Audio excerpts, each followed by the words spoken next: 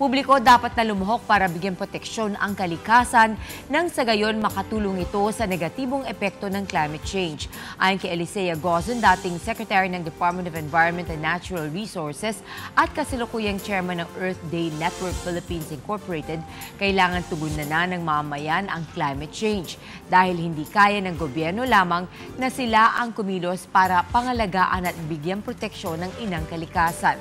Ang apela ni Gozon ay kasabay sa pagdiriwang ng Global Earth Day 2010 na may temang Hamon ng Panahon, Climate Change, 10 milyong solusyon na magaganap sa 22 ng Abril.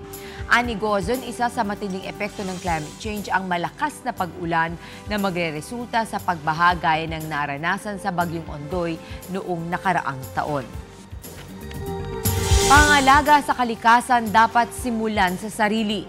Ito ang tema sa Environment Forum naman na ginanap kamakailan sa Worldwide Corporate Center sa Mandaluyong na pinangunahan ni Dr. Glenn Roy Paraso, isang public health worker na kasalukuyang Regional Director sa Luzon ng Private Sector Mobilization for Family Health o PRISM2.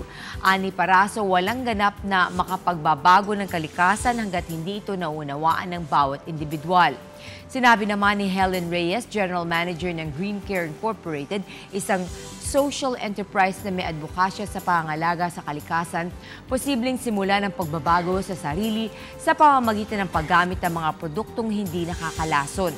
Para kay Paraso at Reyes, kung hindi maaksyonan ngayon ng environmental degradation, posibleng wala nang masilayang magandang bukas ang kabataan.